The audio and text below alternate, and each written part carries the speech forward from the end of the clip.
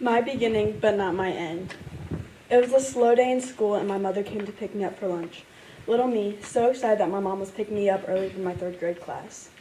My mother took me down the same road she would take me to go home, not mentioning anything about going to get food. Pulling into an unrecognizable parking lot with a large brick building straight across. Hung across the building was a large, welcoming sign labeled as a place of therapy. Seeing that sign, I knew. Even as young as I was, I knew what it meant. I knew there was a reason why I couldn't only wear the same t-shirt every day.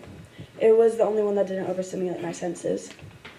As young as I was, I knew I wasn't normal. It wasn't normal to freak out every night leading up to a big event. Little me knew something was going on in my mind not every other child in my class was experiencing. Walking into that building, there were so many answers we needed, and walking out, we had one: generalized anxiety disorder. That information was just 3 words, but answered hundreds of questions about who I was and why I was like that. Those 3 words didn't answer my questions, but they sure did answer my mother's. From that day on, I attended therapy. You know, at first, as a child, I thought it was cool. All the toys, the paintings, free hot chocolate, and mostly getting to talk about myself. But just as life goes on, you learn and you grow. You realize how things really are. I think going to therapy was my first instance of realizing what's really going on in my life. I realized I was anxious, but realize isn't the same thing as accepting it. I never took time out of my day to even think that there was something wrong with me. Avoidance has been my best friend through my life. And through all of my avoiding, I found swimming and lifting. I allowed swimming and lifting to take up essentially my whole life to the point where I stopped seeing my therapist.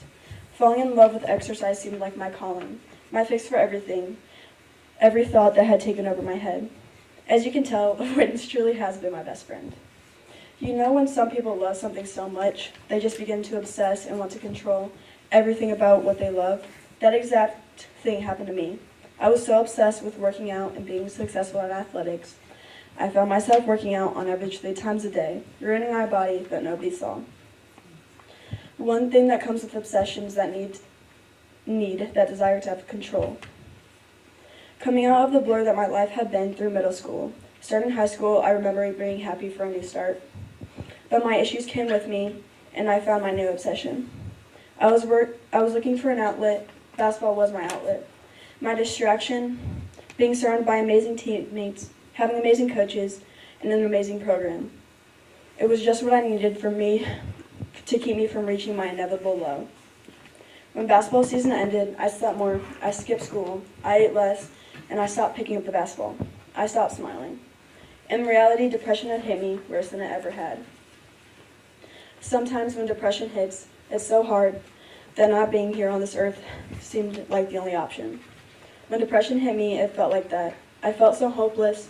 I remember needing help so badly, but my words were taken by my depression. When the crisis team arrived at my house, all I could do was cry. That night truly determined what happened next in my life. On an early March night, I was picked up from the ER in a black transportation car. The interior is nearly identical to a cop car.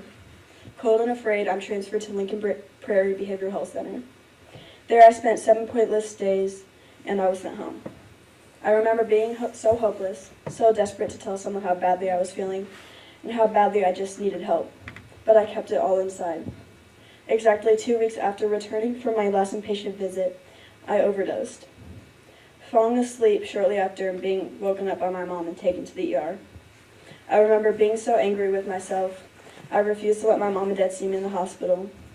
I was so angry that I hurt the people I love. I was so angry that I hurt myself in such a way. I was so angry that I even felt so depressed. I was transferred to the pavilion in Champaign. I pretended like I didn't have to be there. I continuously hid my emotions.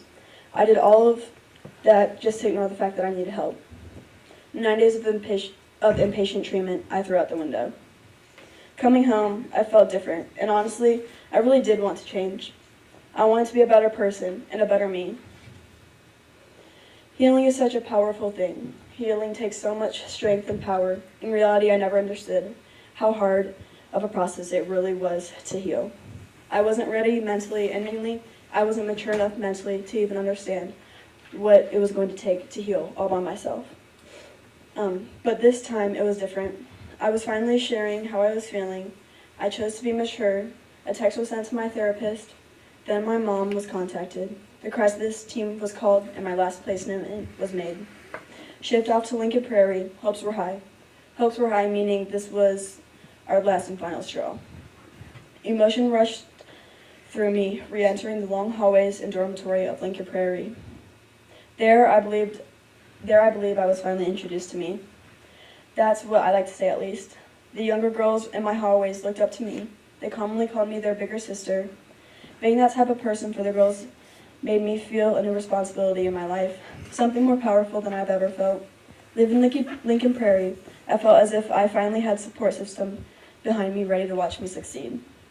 In my mind, that's exactly what happened. I transferred to Bridge Academy to continue my education. There, I received support that was needed.